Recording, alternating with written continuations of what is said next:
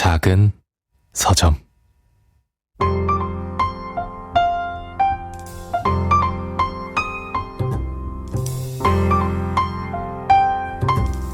어서오세요. 작가의 방입니다.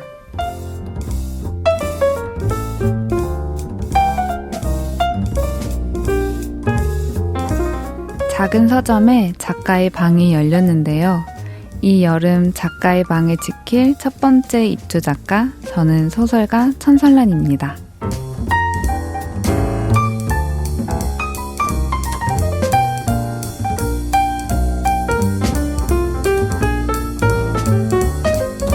금요일마다 열리는 이 작은 방에 제가 아끼는 지인들을 초대해 이런저런 이야기들 나눠보려고 해요. 첫 번째 손님은 시내21 편집팀장 이다혜 기자님입니다. 오래된 세계의 농담, 영화의 언어, 그리고 7년 만에 개정판이 나온 출근길의 주문까지. 올 상반기만 해도 벌써 기자님 책 3권이 출간됐어요. 이분에게만 마법의 시계가 있는 건가요? 시간관리 비법이 뭔지 너무나 궁금한데요. 이다혜 기자님, 지금 바로 모시겠습니다.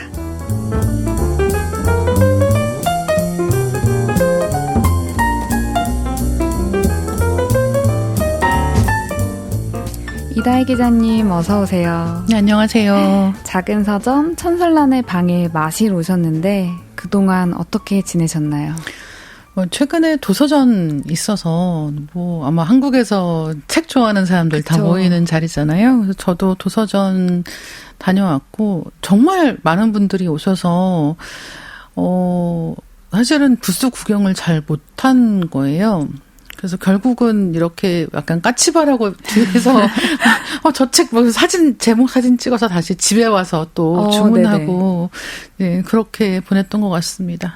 올해 도서전이 작년보다도 훨씬 더 많은 분들이 오셨대요. 그래서 네. 저도 도서전 갔지만 딱 수요일, 목요일만 하고 주말에는 엄두가 안 나더라고요. 그러니까요. 왜 저희 한 2, 3년쯤 전에 도서전에서 그때 만나서 네. 같이 밥 먹으러 네, 갔던 기억 나시나요? 그러니까 네. 사실은 그때도 사람 많다고 생각했었는데 올해 보니까 진짜 사람 많은 건 이런 거구나 하는 실감을 했던 것 같습니다. 기쁘긴 해요. 많은 분들이 네, 책을 찾아주신다는 것이. 천선환 작가님은 작은 서점 작가의 방의 첫 번째 주인장이 되셨는데요. 아마 지필로 너무너무 바쁘실 텐데 어떻게 MC까지 수락을 하게 되셨을까요? 사실은 요즘에는 좀 바빠서 이런 지필 외에 부수적인 일들을 많이 안 하고 있었는데 그 피디님께서 작가님 오셔서 그냥 좋아하는 분들이랑 1시간 동안 떠들다 가세요라고 하시는데 그게 너무 하고 싶은 거예요. 네. 앉아서 글만 쓰다 보니까 뭔가 만나고 싶지만 선뜻 시간을 잘 낼 수 없는 분들에게 조금 좋은 빌미가 되어서 그러니까요. 네, 이 자리를 빌어서 네. 궁금한 것들을 왕창 네. 쏟아낼 수 있는 게 이제 그게 너무 매력적이어서 하게 되었고 이제 그 첫 번째 손님으로 다혜 기자님을 부르면서 너무 행복했습니다. 저희도 진짜 너무 오랜만이잖아요. 영광이에요. 네, 그러니까요. 일단은 정말 이 SNS라는 게 신기해서 항상 이렇게 SNS 들어가면 요즘에 어디가 있는지, 네. 예, 뭐 하고 있는지 대충 볼 수 있다는 생각을 하니까 어느 정도는 연결되어 있다라는 느낌을 받기는 하는데 역시 사람은 만나서 직접 얼굴 보고 맞아요. 얘기해야 되는 거여가지고 사실 항상 만날 때마다 너무 오랜만에 보는데라는 생각을 하게 되는 거예요. 그래서 지금 어떤 거 쓰시고 계시는지 이런 거 저도 너무너무 궁금하게 왔습니다. 좀 다혜 기자님과는 그런 게 있어요. 어느 일정 시간이 딱 지나면 볼 때가 됐다. 맞아요. 만나서 한번 수다를 떨어야 될 때가 됐다. 할 이야기가 항상 많습니다. 오늘이 딱 그런 날인데요. 네. 자, 그럼 제가 다시 MC 모드로 들어가서 질문을 드려볼게요. 작은 서점. 작은 서점 작가의 방. 저는 소설가 천설란입니다. 이다혜 기자님과 함께하고 있습니다. 작가의 방을 여는 첫 번째 고정 질문이 있어요. 내 책장 1열이라고 이름을 붙였는데요. 지금 기자님의 책장 1열에 있는 책, 그러니까 최근 기자님의 손길이 자주 닿는 책은 뭔가요? 사실 일 때문에 보게 되는 책들이 가장 가까운 데 네. 있는 것 같아요. 어쩔 수가 없는 것 같고, 최근에 이제 본 책들 중에 한 권이 한 여성 살인범의 조상이라고 하는 이 대만의 후무칭이라고 하는 작가님이 쓴 논픽션이거든요. 그래서 이 이야기가 실화를 이제 취재를 해서 쓴 그런 책인데, 대만에서 최초로 이제, 그러니까 지금 여성 사형수가 4명 있었대요, 역사적으로. 네. 근데 이제 그 중에 3명은 사형 집행이 됐고, 지금 생존해 있는 유일한 여성 사형수이기도 하고, 이제 사형을 언도받은 이유가 남편, 어머니, 시어머니, 이렇게 3명을 죽였다라고 해서 이제 판결을 받은 거죠. 근데 이제 이게 어떻게 된 사건인가를 두고 이제 긴 취재를 해서 쓴 그런 책이거든요. 그러면서 뭐 대만이라고 하는 곳이 어떻게 이제 최근 몇십 년 동안 사회가 변해 왔고, 그다음에 또 왜 이런 사건이 일어나게 되었고, 또 이런 사건을 보도할 때 또 언론에 어떤 문제는 없었는지, 이런 것들을 좀 폭넓게 취재해서 쓰신 책인데, 예, 이거 저 일 때문에 읽었는데 꽤 재미있어서 좀 꼼꼼하게 본 책이 이 책인 것 같습니다. 그게 이미 번역되어서 우리나라에 맞습니다. 출간된 거죠. 예. 뭔가 내용을 들어보니까 어렴풋이 지금 우리의 사회에서도 너무나도 필요한 그렇죠. 내용의 책인 것 같다는 생각이 들어요. 특히나 언론이 어떤 사건을 조명하고 보도할 때 그 태도에 대한 것들이 워낙에 그쵸. 많은 문제들이 있다 보니 네, 저도 한번 읽어보도록 하겠습니다. 네. 그럼 이렇게 일 때문에 읽게 되는 책 말고 그럼 어떤 빠지지 않는 기자님이 곁에 두고 힘들 때마다 다시 펼쳐보게 되는 책도 있으실까요? 네, 저는 너무 많아요. 사실은 그런 책이 진짜 많고, 저 최근에 또 약간 그런 맥락에서 보고 있는 책이 장자. 장자 다시 보는 것도 약간 그런 네. 좀 힐링이라고 하기는 좀 약간 애매하기는 한데, 그쵸. 예, 사실 장자를 힐링한다고 보기는 좀 힘든 것 같고, 하지만 이렇게 뭔가 마음이 심란하거나 좀 어지럽거나 할 때, 예, 장자 종종 꺼내서 보는데, 이제 그래서 이제 최근에도 이제 장자 같은 이런 동양 철학 책 이런 네. 것도 동양 고전들 같은 경우는 찾아보면은 이렇게 여러 이제 학자들이 해설까지 넣어놓은 책들이 있어요. 그래서 그런 거 있으면 같이 살 때도 많거든요. 그러니까 장자가 여러 편본이 있게 되는 거죠. 그래서 예, 좀 새로 해석이 있는 게 있으면 또 사서 보기도 하는데 최근에 또 그렇게 산 책이 있어서 장자를 다시 보고 있고. 이제 그거 말고는 저는 사실 이제 뭐 이런 웹소설 같은 것들도 여러 번 보는 네. 거 되게 많거든요. 그래서 이제 보통 이런 좀 뭐라고 할까요? 엔터테인먼트 문학이라고 분류되는 장르 소설이나 뭐 이런 것들은 한 번 봤으면 됐지라고 생각하시는 분들도 계시잖아요. 근데 저는 여러 번 보는 거 너무너무 좋아해가지고 네. 그래서 저는 사실은 천개의 파랑도 엄청 여러 번 읽었답니다. 너무 영광입니다. 정말로. 네. 그래서 이런 재미있는 책들 같은 경우는 전 충분히 여러 번 다시 보고 그다음에 다시 볼 때마다 또 좋은 부분 달라지고 그런 게 있기 때문에 예, 이야기로서 매력 있는 작품들도 되게 많이 보는 편이라서 저는 사실은 웹소설 같은 것도 여러 번 보는 게 많고 지금도 이제 재독하고 있는 책이 있기는 해요. 너무 신기한 게 저는 사실 책이나 영화를 한 번 보면 다시 보지 않아요. 그 어떤 첫 느낌과 기억을 그렇죠. 그냥 두는 편이거든요. 네. 그리고 이거를 다시 읽기보다 새롭게 읽어야 되는 책들이 매번 더 많이 나오잖아요. 맞아요. 그래서 무언가를 다시 읽는다는 건 좀 그만큼 진짜 애정이 있거나 아니면 좀 의미가 있는 책이라는 그렇죠. 생각을 하는데 천개의 파랑을 여러 그럼요. 번 읽어주셨다니 네. 제가 지금 정말 감동했어요. 그래서 울 때마다 이 작가에는 문제가 있다. 너무 못됐다.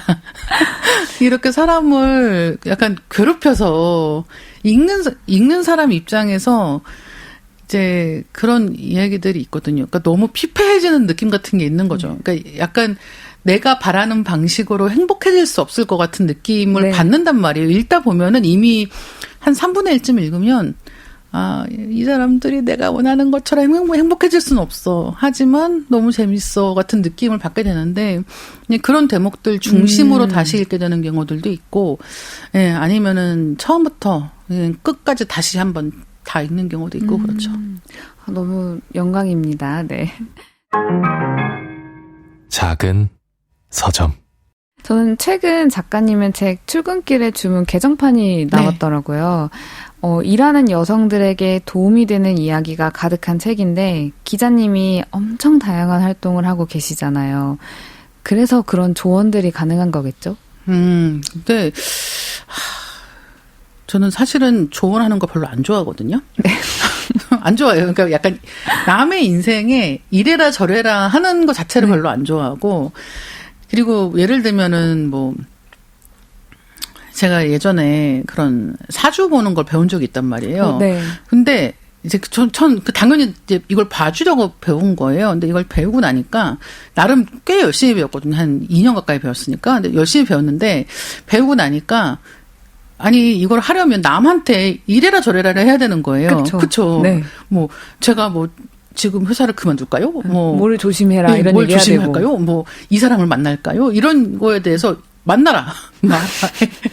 그래서 그게 너무 안 맞는 거예요. 남의 그 사람 인생에 대해서 내가 뭐라고 다 자기 판단을 걸고 어떤 것들을 하잖아요. 근데 그걸 못 하겠는 거죠. 그래서 사실 저는 남한테 이래라 저래라를 잘 못 하는데 하고 별로 좋아하지도 않는데 일을 일정 정도 하다 보면 이제 어쩔 수 없이 사람들이 물어보는 것에 대해서 답을 해야 될 때가 생기고 하다 보면은 이제 비슷한 고민들을 하고 있구나. 네. 그러니까 내가 하는 고민 이 사람도 하고 있구나라는 생각을 할 때가 있어서 이제 그런 면에서 좀 약간 제 나름대로의 FAQ 같은 느낌인 거죠.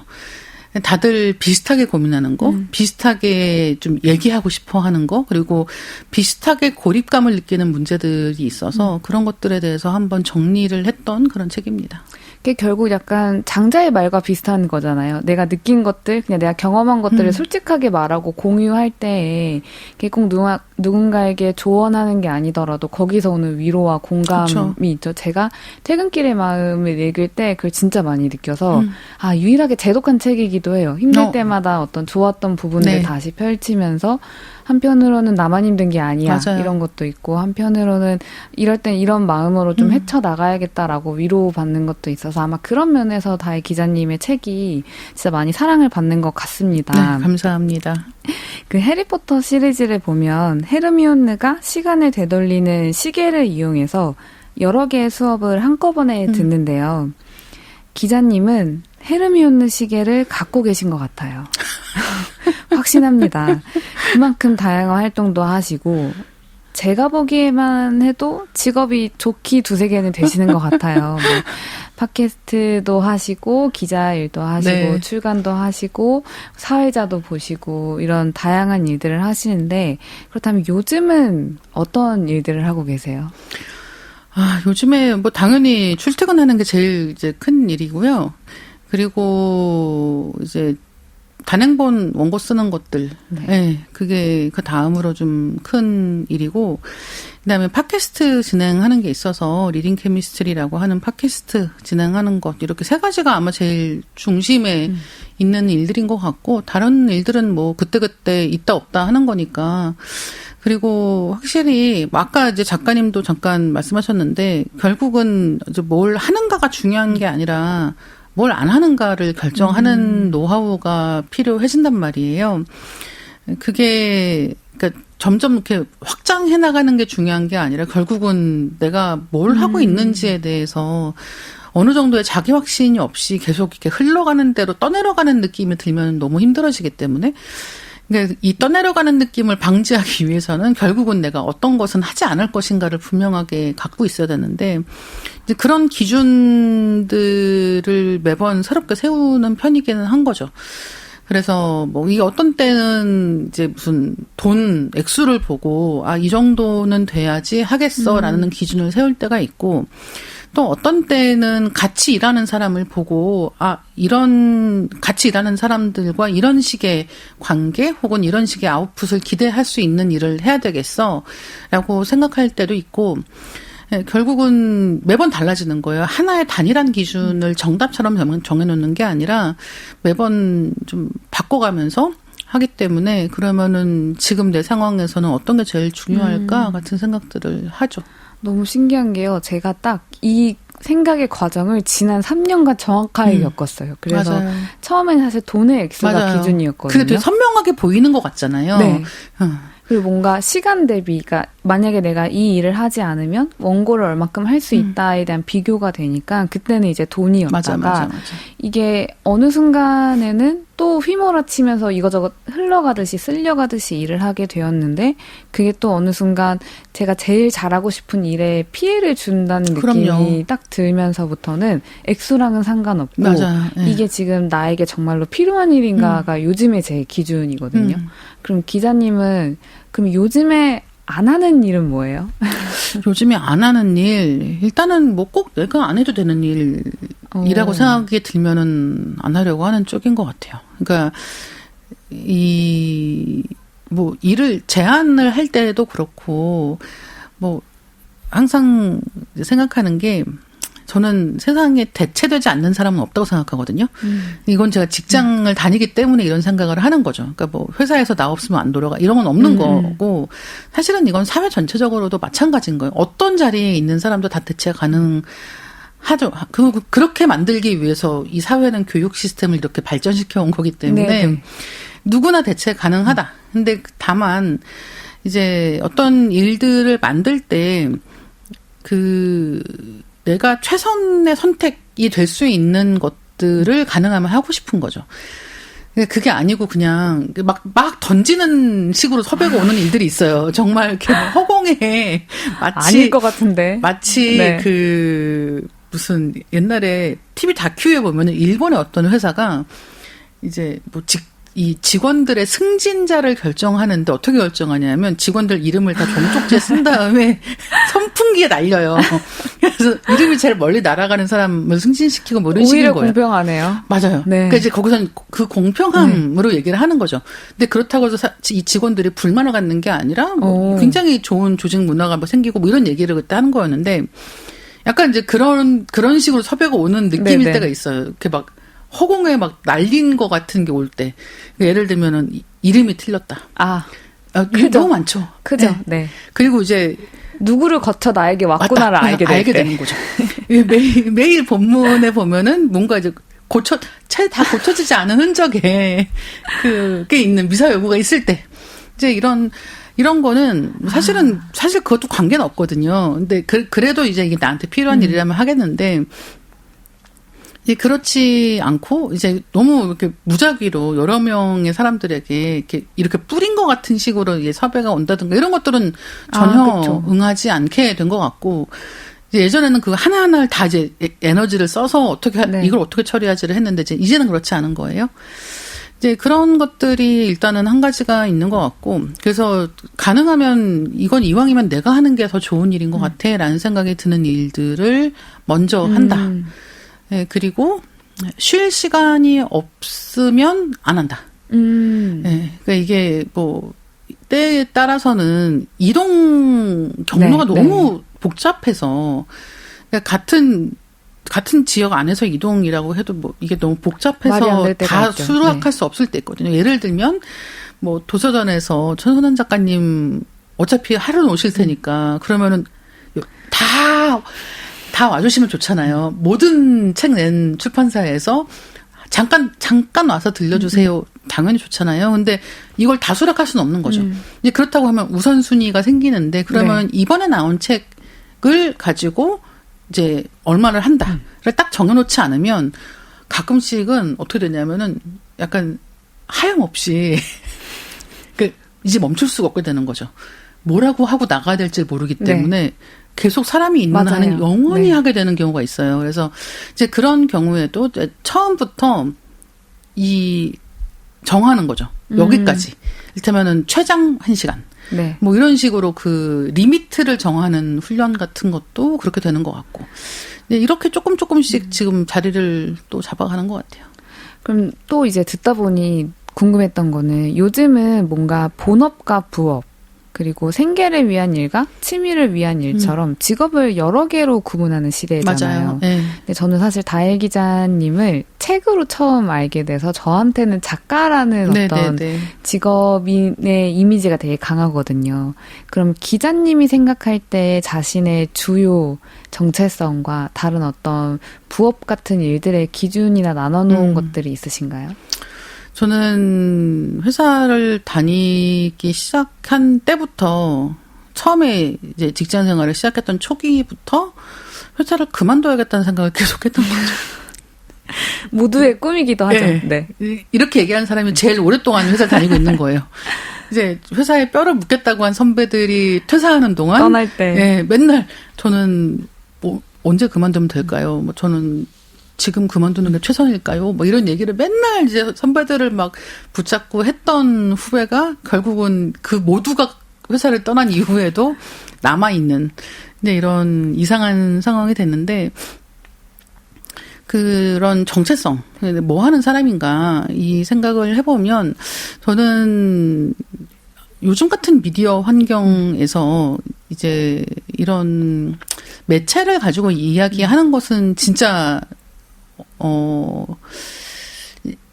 유효기간이 짧다? 같은 생각을 좀 많이 하는 편이고, 결국은 나는 뭐 하는 사람인가라고 하는 문제에서 좀 좋아하는 것을 왜 좋아하는지 이야기하는 게 내가 직업으로 갖고 있는 일인 것 같다.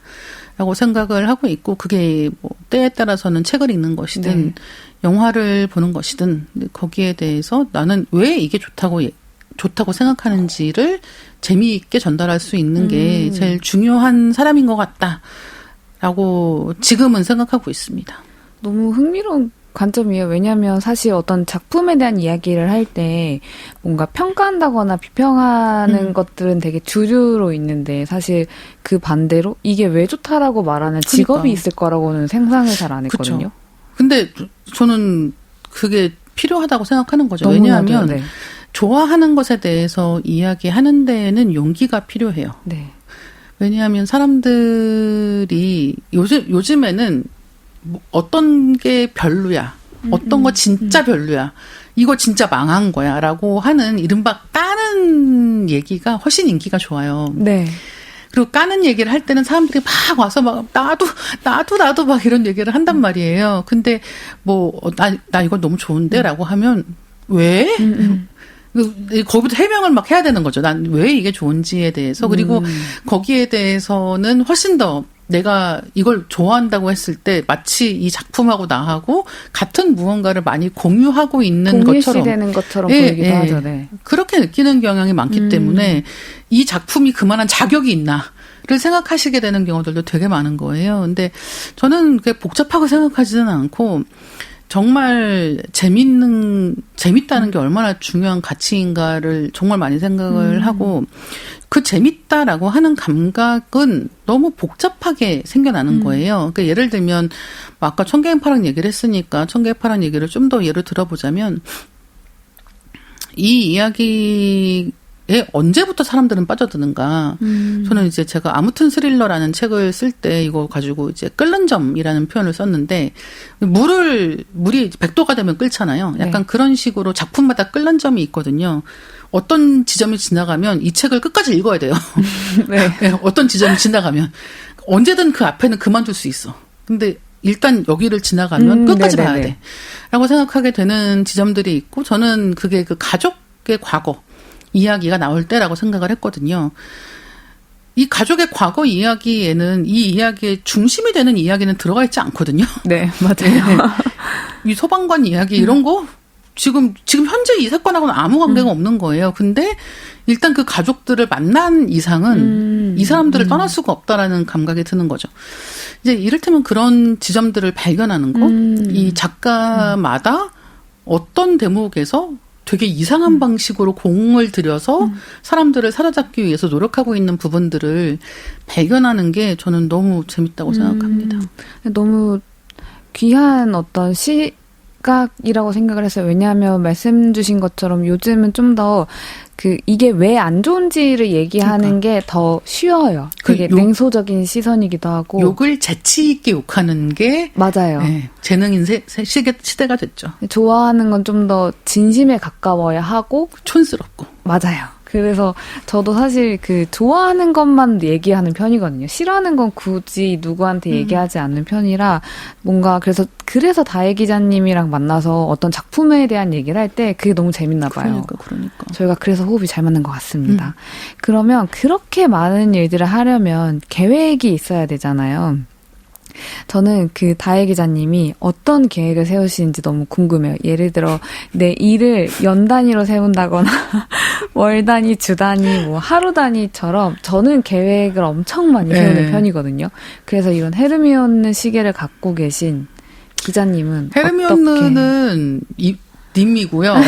천선남 작가님이 헤르미온느고 사실 저는 계획이 없고요. 계획이 없어요. 저는 그래서 항상 이 먹고 살 걱정을 엄청나게 하면서 살아가는 유형의 인간이고, 계획이 없어요, 전 진짜로. 이게 더 멋있는 거 아니에요? 멋있는 게 아니고, 약간, 그러니까 뭐냐면, 수영을 한번 잘 배우면, 네.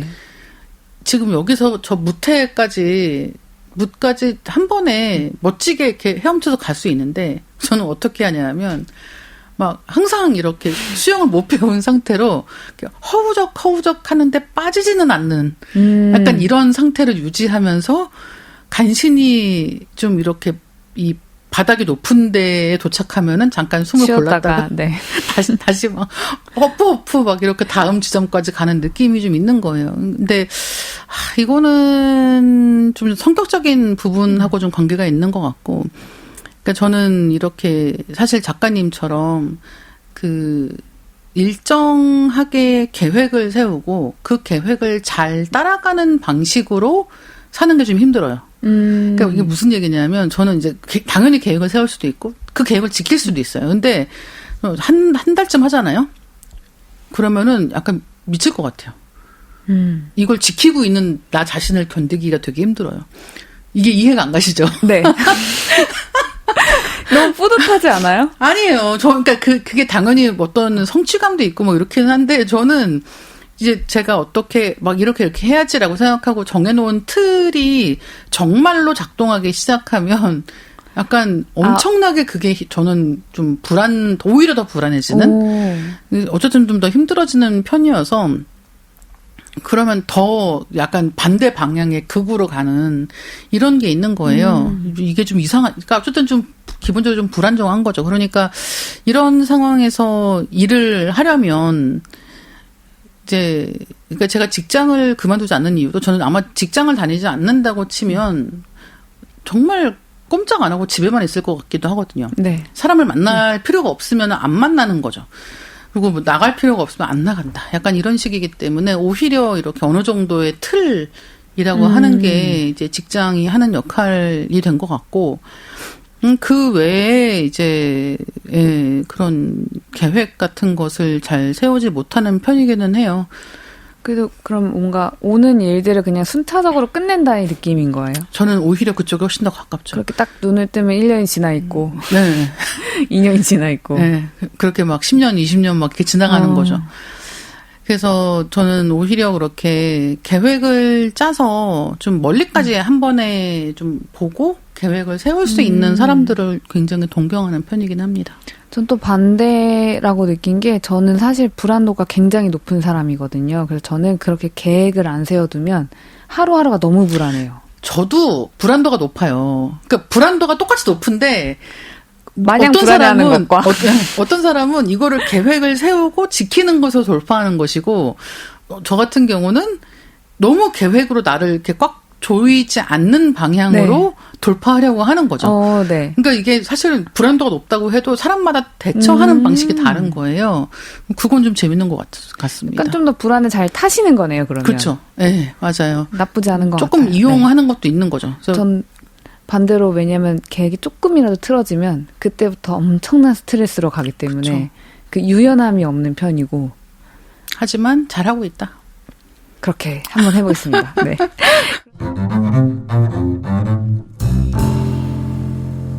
작은 서점. 작은 서점 작가의 방. 저는 소설가 천설란입니다. 이다혜 기자님과 함께하고 있습니다. 그동안 여러 책을 내셨는데 기자님 책들을 보면 참 신기해요. 퇴근길의 마음과 출근길의 주문, 오래된 세계의 농담과 처음부터 잘 쓰는 사람은 없습니다. 그리고 영화의 언어 같은 책들을 보면 시내 21 기자이기도 하지만 직장인이고 동시에 책과 영화를 좋아하는 사람, 또 글쓰기를 좋아하는 작가, 그리고 삶을 열심히 살아온 한 사람의 에세이이기도 한 것이 고스란히 느껴집니다.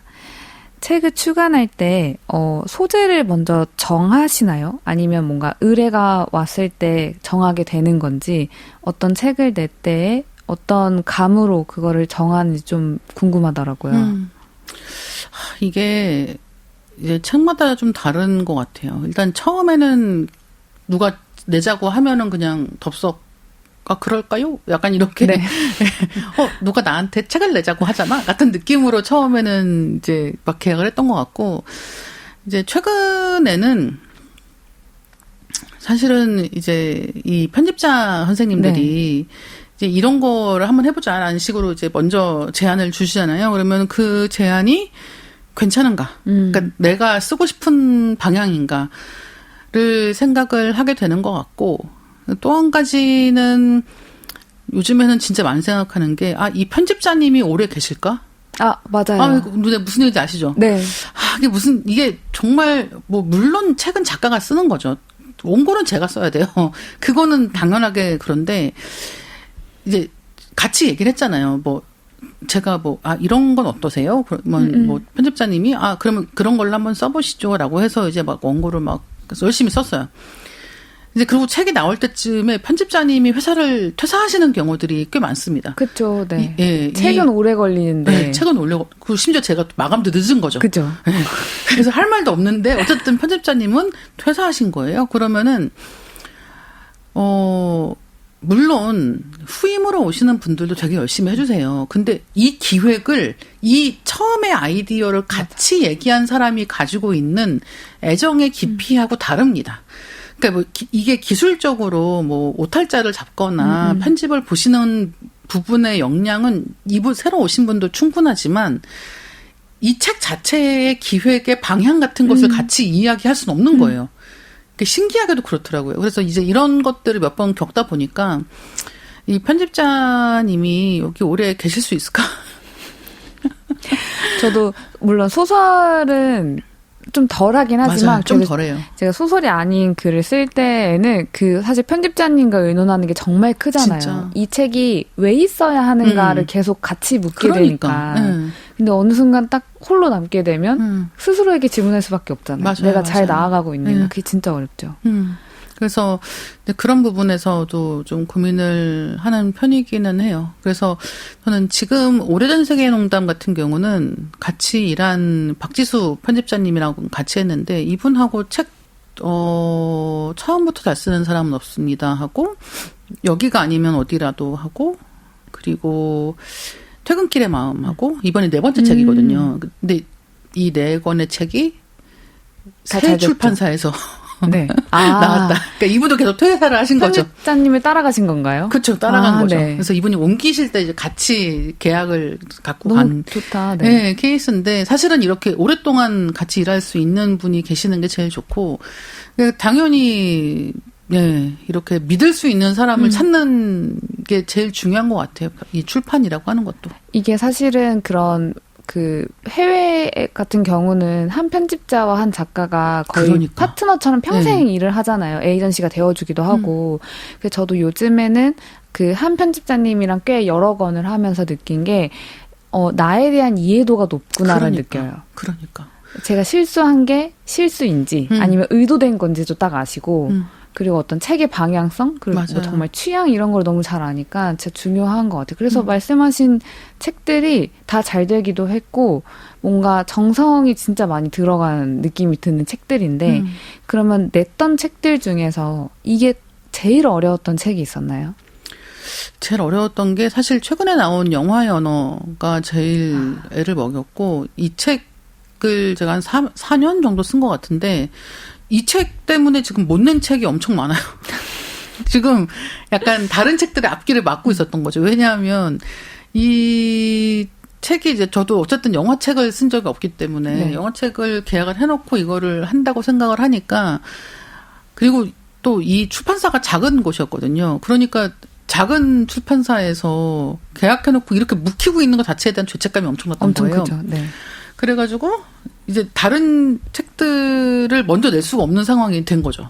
얘를 해결하지 않고 딴 걸 먼저 낼 수는 없다가 돼서 이제 이 책도 못 쓰고 다른 책도 마무리가 안 되고 막 이런 상황이 좀 길게 와서 제일 고생했던 거는 영화의 언어가 아닌가 생각을 합니다. 내고 나서는 후련하셨나요? 네, 후련하고요. 그리고 예, 쓰고 싶은 얘기는 그래도 많이 쓴 것 같아서 굉장히 기뻤고, 다시는 영화의 책을 쓰지 말아야지. 근데 영화가 물론 기자님도 영화 전문가시긴 하지만 영화는 저는 영화에 대한 언급을 할 때는 늘 시네필에 대한 부담감이 있거든요. 왜 아니겠어요? 저는 그러니까요. 어떻겠어요? 그래서 정말 저는 선생님들을 전혀 어떻게 너무너무 존경하고, 네, 다만 제가 할 수 있는 이야기가 무엇이 있을지 이런 의견도 있습니다. 약간 이런 느낌으로. 네, 그런 느낌으로 쓴 거고, 그래서 정말 말씀하신 것처럼, 그러니까 무슨 저는 제가 영화를 좋아한다고는 하지만 누가 더 좋아하는지를 두고 겨룰 수는 없거든요. 그리고 겨루고 싶지도 않고 이제 그런 느낌이어서, 그러면 나만 할 수 있는 얘기가 있을 것이다. 이제 거기에서 시작을 해서 오랫동안 고민을 했던 것 같고, 이제 책에 실린 얘기들 중에서 비행기에서 영화 보는 이야기 같은 거. 네네. 네, 비행기는 영화 좋아하는 사람들은 거의 최악의 환경으로 꼽는 상황이거든요. 왜냐하면 비행기에서 영화 보시면 그 스크린이 일단 작고, 네. 그래서 막 여기저기 막 잘려 있는 경우도 많고요. 그리고 이 작은 화면으로 영화 보고 있으면 내 얼굴 비치잖아요. 맞아요. 특히 어두운 화면일수록 그러면은 되게 진지한 장면인데 막 내 얼굴이 거기에 비치고 있어서 몰입이 깨져. 그다음에 소리도 당연히 잘 들리지 않고, 네, 막 이 비행기 소음도 들리고 그러니까. 이렇게 엉망진창인 환경에서 저는 영화 보는 거 좋아하거든요. 그래서 이제 그런 이야기, 예, 그러면 비행기에서 보기 좋은 영화 따로 있을까? 같은 식의 이야기, 이렇게 시작하는 글도 있는 시기여서, 예, 뭐 가장 영화 이야기를 잘할 수 있는 사람이 되자가 아니라 나만 할 수 있는 얘기를 찾아보자로 접근을 해서 예, 즐겁게 썼습니다. 이야기를 쓴다는 것은 진짜 내가 할 수 있는 거, 나만이 할 수 있는 걸 찾는 게 제일 중요한 것 맞아요. 같은데, 그럼 기자님이 아직 쓰지 않았지만 혹은 지금 이제 쓰고 계신 것 중에 아직 세상에 없지만 이건 나만 할 수 있다, 나는 진짜 잘할 수 있다 하는 소재가 있으실까요? 몰라요. 그런 건 몰라. 왜냐하면 뭐 있을 것 같기는 해요. 근데 분명히 있을 텐데 그거를 왜 부정 탈 것 같아서 조용하겠습니다. 알겠습니다. 네. 그럼 기자님을 이제 보면 저는 진짜 방금의 대화도 그렇지만 참 식견이 넓고 정말 많은 것을 알고 있다는 생각이 많이 들거든요. 그래서 대화를 할 때 제가 생각지도 못했던 부분의 이야기들을 하고, 혹은 생각은 하고 있었지만 언어화하지 못했던 것들이 정리되기도 하는데, 그게 어떠한 편으로는 영화를 해석하거나 좋은 것을 말할 때 더 많이 작용을 하게 되는 것 같아요. 그래서 영화를 폭넓게 해석하려면 우리는 무엇을 하는 게 좋을까요? 비단 영화뿐만 아니라 어떤 많은 작품들을 접할 때?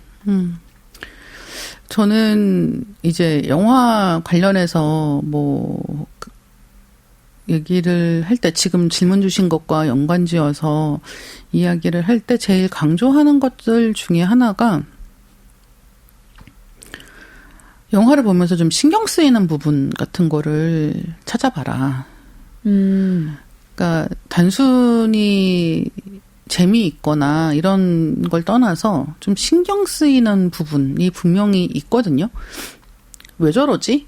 라고 생각하게 되는 부분들을 찾아라라고 얘기를 하는데, 이제 그런 부분들은 대체로 그 줄거리랑은 관계가 없는 경우가 많습니다. 네. 왜냐하면 줄거리랑 관계 있는 부분은 사람들이 생각하지 않고 매끈하게 넘어가도록 네. 보통 편집을 해요. 그러니까 거기는 오히려 흐름을 내가 전혀 인지하지 못하고 넘어가는 경우가 많은데 영화를 보다 보면은 이 장면은 왜 들어갔을까? 네. 혹은 저 배우는 왜 연기를 저렇게 했을까? 저 표정은 뭘까? 뭐 좋아하는 걸까? 싫어하는 걸까? 왜 말을 하지 않을까? 뭐 아니면은 아니 이 장면은 왜 뭐 음악을 이렇게 썼을까? 음악이 필요한 것 같은데 왜 음악을 안 썼을까? 네.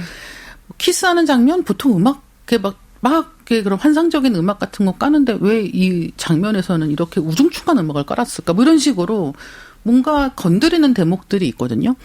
그런 대목들을 좀 소중하게 생각하는 게 영화를 재미있게 볼 수 있는 방법이 아닌가 생각을 하는데 이제 그런 장면을 찾으려면 사실 영화를 집중해서 봐야 되거든요. 네. 근데 요즘에는 많은 분들이 이제 스마트 기기로 영화를 보시는 경우도 많고 집에서 그냥 다른 일을 하다가 잠깐 영화 멈춤해놓고 잊어버리고 막 이러시는 경우들도 꽤 많아서 집중해서 보지 않으면 사실은 그런 장면들을 찾기가 불가능해요. 근데 이거는 소설도 마찬가지입니다. 네. 그러니까 소설도 읽다 보면은 장편 소설의 경우에 장편은 분량이 길기 때문에 작가님들이 처음부터 끝까지 밀도가 같게 쓰질 않는단 말이에요. 그렇게 하면은 쓰는 사람도 재미가 없고 읽는 사람도 재미가 없어서 이제 중요한 뭐 도입부에서 좀 빡빡하게 이제 사건 진행과 뭐 인물들 등장시키고 이런 게 한 번 딱 지나가면은 약간 그 숨고르기 같은 대목이 나와요. 그래서 그 사건의 진행이 되지는 않고 조금 묘사가 풍부해지고 좀 이 카메라가 좀 느리게 돌아가는 것 같은 느낌의 장면들이 나오기 시작할 때가 있거든요. 그럼 이제 그런 때가 사실은 이 작가들마다의 개성 같은 게 되게 잘 보이는 부분인데 이제 그런 거를 알아차리는 것도 마찬가지라는 거죠. 결국은 집중해서 보지 않으면 내가 어디에서 다르게 느끼고 있는지를 감각하는 것 자체가 불가능해진다라고 생각은 하고 그런 부분을 찾으시면 좋겠다.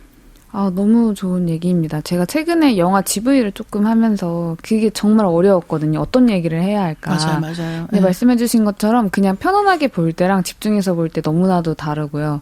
집중해서 보다가 어느 순간 왜 저런 장면이 나왔지? 라는 딱 그 물음표가 생기면 이제 그것들을 위주로 GV를 준비하고는 했는데 너무 좋은 팁이었습니다. 그리고 저 천선한 작가님하고 GV도 한 적 있잖아요. 네. 우리 같이 한 적이 있는데 되게 재밌는 게 작가님은 글을 쓰시는 입장이기 때문에 이야기를 만드는 사람의 관점에서 다르게 보시는 게 있는 거예요. 네네. 그 얘기가 되게 재밌더라고요. 그러니까 저마다 자기가 일을 하고 살아온 그 상황 때문에 갖게 되는 고유의 관점이 있어요. 네.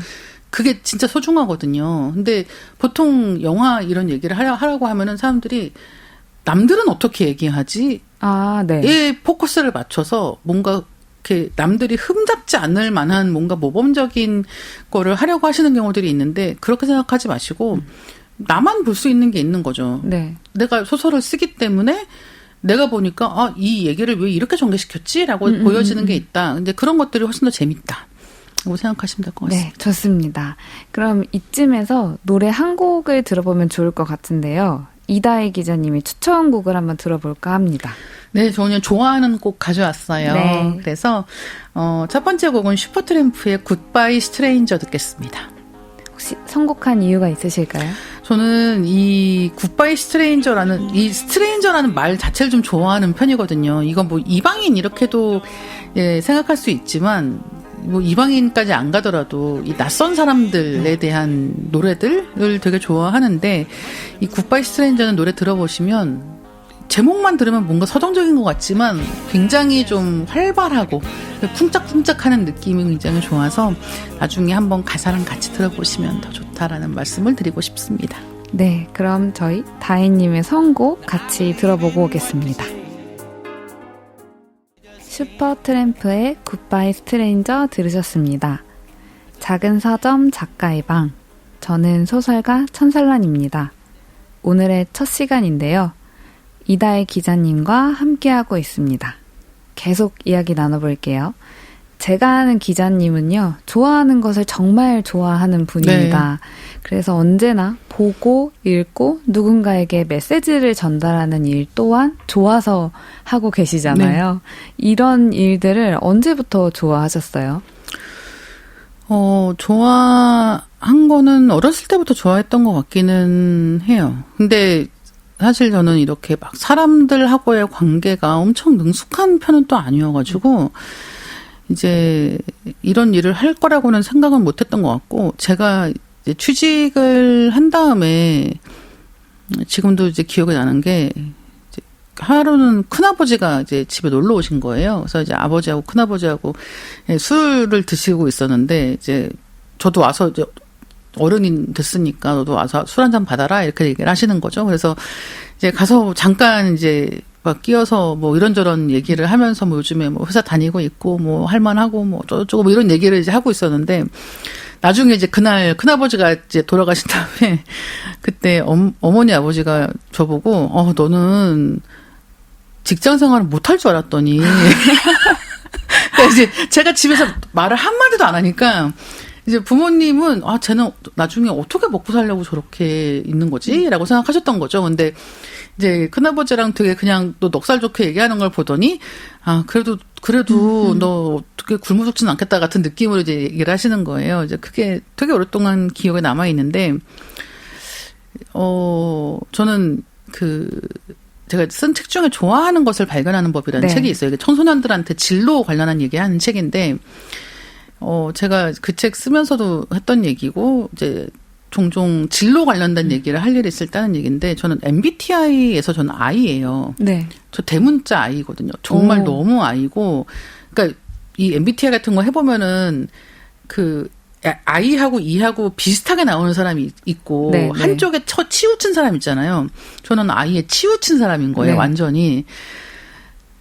그래서 만약에 제가 그런 제가 선호하는 삶의 방식만 생각을 했으면 남들 앞에서 얘기하는 일을 직업으로는 삼지 않았을 거예요, 절대.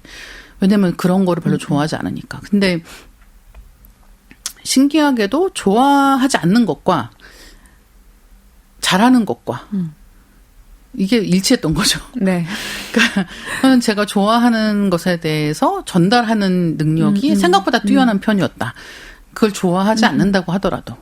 그리고 결국은 전달력이 뛰어나니까 그런 일들을 하게 되고, 그런 일로 좋은 평가를 받게 되니까 그런 일을 하는 게 즐거워졌다. 이제 이런 식으로 흘러가는 거였던 거예요. 그래서 어떤 일을 시작하기 전에 너무 내가 어떤 게 적성에 맞는지, 그쵸, 내가 네, 그걸 네. 너무 오랫동안 생각할 필요가 없는 게, 실제로 일을 해보면 어떤 걸 잘하고 어떤 걸 못하는지가 나오고, 그러면 잘하는 방향으로 갔을 때 그게 내가 하고자 하는 방향과 일치하는지를 그때 가서 생각해도 듣진 않거든요. 근데 너무 많은 사람들이 시작하기 전에 알고 시작하고 싶은 거예요. 네. 네. 우리는 실패를 두려워하잖아요. 그러니까요. 그래서 시작하기 전에 그걸 알고 싶어 하는데, 해보지 않고는 사실은 맞아요. 판단할 네. 수 있는 기준이 없고, 그런 뭐 성격이나 어떤 그 사람의 경향성을 알려준다고 하는 그런 심리 검사 도구들도 내가 이런 사람이라는 걸 알려주는 것이지, 내가 누가 될 수 있는지를 알려주는 것은 맞아요. 아니기 때문에.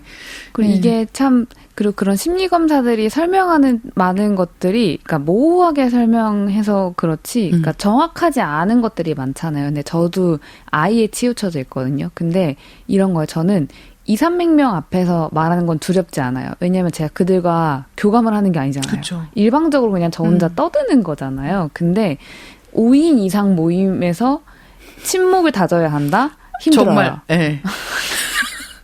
이게 다른 정말, 거예요. 네. 저도. 차라리 100명 앞에서 강연을 1시간 하고 끝내는 게 덜 에너지를 쓰고, 그래서 막 연말에 이제 뭐 송년회 같은 거 하거나 출판사에서 초대를 해주실 때 그런 자리는 뭔가 좀 교류의 자리잖아요. 그런 건 다 거절합니다. 저도 안 가요. 저는 뒤풀이 망년회 뭐 무슨 이런 거 있잖아요.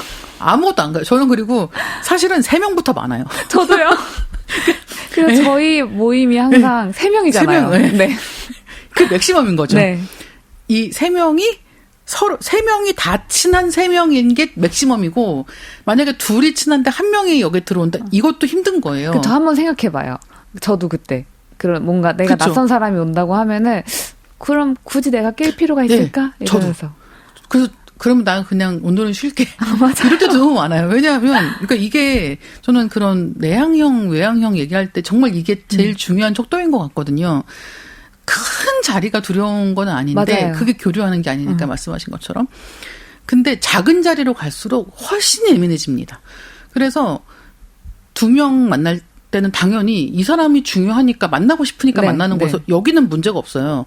근데 3명부터 맞아요. 그러면은 이 3명은 제가 보기에는 500명과 똑같습니다. 그럼요. 근데 500명 만날 땐 돈을 주지만 맞아요. 3명 만날 때는 돈을 안 주니까 높은 확률로 제가 꼼꼼하게 쓰기도 생각해. 하죠. 예. 그렇죠. 높은 확률로 내가 쓰기도 한다. 네. 그러니까 내가 이 3명을 만날지 말지부터 이제 엄청 진지해지는 것이고 그렇구나, 네. 예, 5명 엄청 많은 거죠. 5명은 일단 제가 빠져야 돼요. 그럼 4명이 돼요. 맞아. 짜게 맞는다. 네. 네, 그래서 이런 느낌이기 때문에 이 어떤 그 사람이 갖고 있는 사교적인 성향 같은 것과는 관계가 없고 근데 이제 제가 뭐 예를 들면은 저는 제가 뭐 좋아하는 활동들을 할 때 뭐 블로그를 하거나 아니면은 관련한 인터넷 카페 같은 데 가입해서 활동을 하거나 그런 때가 있단 말이에요. 근데 이제 인터넷 카페 같은 데 활동할 때는 제가 익명으로 그러니까 닉네임으로 활동하잖아요. 이제 그런 때 글이 반응이 좋을 때. 네. 그런 때 되게 뿌듯함을 느끼면서 의외로 네. 네, 아직도 그렇게 살고 있습니다. 아, 그렇구나. 네, 정말 좋아하는 것에 대해서 얘기할 때 반응이 있는 것이 굉장히 소중한 사람인 거죠. 그럼 정 반대로요. 좋아하는 일을 하더라도 가끔씩 힘든 것들이 있잖아요. 예를 들면 칼럼이나 리뷰나 GV를 해야 되는데 그 작품이 내 마음에 들지 않을 때. 그럴 때는 어느 정도의 솔직함을 가지시고 일을 하시나요? 일단 이게 정말 심각하다. 네. 심각하다. 이 네. 작품이 심각한 수준이다. 그러면 안 하죠, 사실은. 네, 심각한 수준이면 안 합니다. 그러니까 뭐 예를 들면은 영화가 너무 별로다? 안 해요. 일단은 그럼 솔직하게 말씀드리는 거예요? 이제 재미가 없어서 안 한다고는 안 하고요. 일정이 안 맞아서, 그래서 일정 맞춰주신다고 하면은, 근데 정말 이번에는 제가 힘들 것 같다. 다른 일이 급한 게 있다. 이렇게 얘기를 하는데, 이제 안 되는 건 안 하는 게 유일한 방법인 거죠. 왜냐하면 네. 없는 얘기를 만들어서 할 수 없기 때문에. 근데 저는 또 그런 것도 있어요. 애정을 가지고 읽으면 재밌어집니다. 그것도 사실은 이런 일을 오랫동안 하는 데 있어서는 굉장히 중요한 재능이라고 생각하는 편인데, 사실 어떤 작품이든지, 그러니까 소설은 작가 혼자 쓰는 거라고 하지만 아니에요. 네. 책 한 권 나올 때까지 진짜 많은 사람들의 공이 필요하고, 맞아요. 특히나 이제 이 작가와 편집자 간의 이런 마지막까지 조율하는 이런 것들이 또 있고, 그래서 사실 출판이 돼서 나올 정도, 개봉을 할 정도라고 하면은 그 작품의 미덕이 아주 없을 수는 없다. 그래서 이제 웬만하면은 그런 애정을 부을 만한 부분을 중심으로 보는 편이기는 한데 사실 어느 정도 이하로 내 마음에 안 맞는다라고 하는 작품은 그냥 거절합니다. 저는 가끔 너무 바쁘니까 그 추천사를 승낙을 하고 이제 시간이 돼서 열었는데 안 되겠을 때가 가끔 있거든요. 근데 안 돼요, 그거는. 그렇죠. 근데 방금 기자님 말씀하신 것처럼 그래도 이 책이 어떤 애정을 통해서 나오는 책인 거잖아요. 이거를 담당하는 편집자님도 맞아요. 어떤 책임감이 있으시고 그래서 이거는 내 취향을 배제하고 이 책의 좋은 점을 찾자. 그치, 그렇게 할 수 라고 있죠. 해야 돼요. 네. 그 때문에 약간 당혹스러울 때가 있었고요. 최근에는 제가 그 뒷자리에 태워줘라는 영화의 GV를 했는데 그때 소개 문구가 그 퀴어 성장 청춘물이라는 문구를 보고 네 할게요라고 하고 바빠서 하지만 전혀 아니잖아요. 네, 이틀 전에 영화를 열었다가 잠시 혼란 속에 빠졌던 적이 있어가지고. 그러하다. 근데 또 GV는 또 재밌게 했습니다. 네. 그 요즘은 바쁘다 바빠 현대사회라는 말이 있을 정도로 책이나 영화를 뭘 볼지 고르는 것 자체도 너무 지치는 요즘이잖아요. 워낙에 많은 책들이 나오고 워낙에 많은 미디어 매체들이 나오다 보니까 그런 콘텐츠를 잘 고르는 기자님만의 방법이 있으실까요? 근데 이거는 실패를 많이 하는 수밖에 없기는 해요. 그러니까 저는 지금은 이제 종종 그걸 가지고 뭐 책 관상 본다고 얘기하는데 책 표지 대충 보면은 느낌 오거든요. 네. 아, 이거 내가 좋아할 것 같다. 네. 예. 제목하고 표지 정도면은 대충 느낌이 오고 책 소개까지 보면은 거의 한 7할 8할은 맞추는 것 같아요. 그러니까 재밌을 것 같다라고 생각해서 읽었는데 재미없는 경우는 사실 거의 없거든요, 지금은. 근데 이제 이거는 제가 시행착오를 많이 한 거죠. 그러면 그 시행착오를 할 때 실패했다를 그 작품의 몇 % 정도까지 읽었을 때 생각해요? 한 3할. 네. 영화는 더 빠르죠, 사실은. 한 1할만 봐도, 오프닝만 봐도 거의 알 수 있기 때문에. 그래요? 예, 훨씬 더 빠르게 판단이 가능한데, 이제 제가 책 같은 경우는 그렇게 말씀을 드리는데, 그 도서관에 가셔가지고, 네. 그러니까 일단은 내가 보고 싶은 책이 한 권 필요한 거예요. 그래서 예를 들면은 뭐, 나인이라는 책이 있다고 쳐요. 나인이 재밌대. 내가 SNS에서 내 친구가 나인 너무 재밌다고 썼어. 내가 한번 보고 싶어라고 생각해서 나인을 도서관에서 검색합니다. 그러면 나인이 있는 서가가 있을 거 아니에요. 그럼 나인 서가에 갑니다. 그럼 이제 그 책을 이 책은 당연히 일단 빌려와야 되고 그 근처에 있는 책들을 한번 보시라는 거예요. 도서관은 책 진열하는 기준이 있기 때문에 네. 그 근처에 비슷한 책들이 꽂혀 있습니다. 같은 장르거나 같은 작가거나 같은 출판사거나 네네네. 보통 그런 식의 기준으로 그 근처에는 이 책을 좋아할 만한 사람들이 네. 관심을 가질 만한 책들이 근처에 있어요. 네. 그래서 그냥 그 책장 한 칸을 다 네. 한번 읽어보시라는 거예요. 그럼 제목을 쭉 보다 보면은 뭔가 있어 보이는데 혹은 나 이런 거 좀 읽어보고 싶은데라고 생각이 드는 책들이 발견됩니다. 그러면 그걸 다 뽑으시는 거예요. 네. 그다음에 그 책을 다 뽑아서 쌓아놓고 읽어보는 거죠. 한 페이지, 두 너무 페이지. 좋다, 네. 네. 그럼 한 페이지, 두 페이지 읽어보면은 괜찮은걸? 이라고 생각이 드는 책과 네. 아닌걸? 이런 책들이 있어요. 그러면은 그냥 아닌 책들 다시 꽂아놓고 그냥 괜찮아 보이는 책들을 다시 집으로 빌려와서 더 읽어보는 거예요. 근데 그러다 보면 또 어떤 책은 한 3화를 읽었는데 더 못 읽겠다라는 생각이 드는 게 있고 어떤 책들은 읽다 보니까 이거 뜻밖의 괜찮은데라고 생각이 돼서 끝까지 읽을 수 있는 거예요. 그럼 이렇게 되면은 끝까지 읽은 책들을 중심으로 다음 책을 계속 찾아 나가는 방식인 거죠. 도서관을 이용하는 게 진짜 좋네요. 저는 항상 완전 책을 이제 서점에서 약간 운 시험하듯이 그죠. 사놓고 후회하고를 맞아요. 사람이었는데 네, 도서관 진짜 좋아요. 앞으로 많이 이용해 보겠습니다. 그렇다면 기자님께서 최근에 푹 빠진 콘텐츠가 있으실까요? 저는 요즘에는 논픽션류를 좀 많이 보는 편인 것 같고 초반에 말씀하셨던 것처럼 식물 관련된 논픽션이나 이런 것들 아니면 범죄 이야기나 이렇게 보는 편이고 요즘에 날씨 좀 더워지고 그러면서 공포 괴담 이런 과도 꽤 보는 편이기는 합니다. 그래서 요즘에는 장르 쪽 많이 보고 있고요. 공포 이야기 많이 보고 있는 것 같습니다. 네, 최근에 또 출판 쪽에서 기담 형태의 소설들이 많이 나와서 더 재밌게 읽으실 수 있을 것 같고 자, 마지막 질문이에요. 작은 서점 작가의 방에서 드리는 공통 질문인데요. 기자님을 버티게 하는 삶의 낙이 있다면 무엇인가요? 저를 버티게 하는 삶의 낙은 일요일 아침에 일어나서 누운 채로 책을 좀 보거든요. 그때를 엄청나게 좋아합니다. 일요일 아침이어야 돼요. 그러니까 이제 이후에 일정이 없는 거죠. 네, 그냥 느긋하게 누워 있을 수 있을 때. 일요일 아침에 오늘은 별거 없어라고 생각이 드는 날에 그냥 누워서 일하고 관계없는 책을 보고 있을 때의 그 평화로움이 있어요. 그 시간을 엄청나게 좋아하고 그래서 그때를 좋아하기 때문에 일요일 밤에 슬픔을 굉장히 크게 느끼는 편이에요. 그러면 일을 받지 않는 기준 중에 하나로 일요일은 받지 않는다가 있나요? 그렇진 않아요. 일요일 날도 일을 하거든요, 사실은. 그래서 일요일 날 이제 이런 날도 있지만 일요일 날 또 부랴부랴 일어나서 준비하고 나갈 때도 있는 거예요. 근데 그거, 네. 그래서 더 일이 없는 일요일이라고 하는 게 소중하고, 꼭 아침이어야 됩니다. 밤에 맞아요. 늦게까지 안 자고 있는 거 매일 하는 거예요, 그거 사실은. 그리고 이제 이 아침 시간에 누워 있을 수 있다는 게 맞아요. 정말 정말 크죠. 아침이 주는 고요함은 확실히 다르죠. 네. 그럼 앞으로 기자님의 계획도 궁금해요.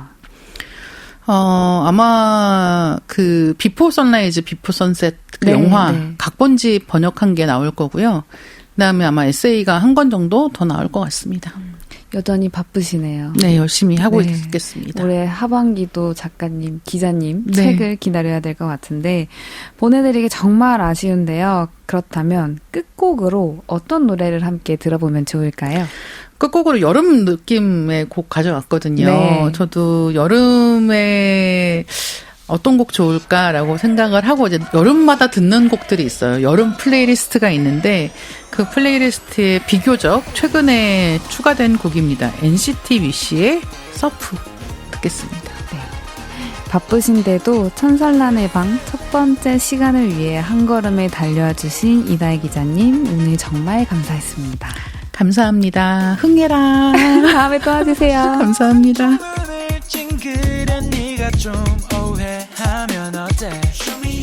지금까지 작은 서점 작가의 방 소설가 천설란이었습니다. 다음 주 금요일 밤에도 제 방에 놀러와 주실 거죠?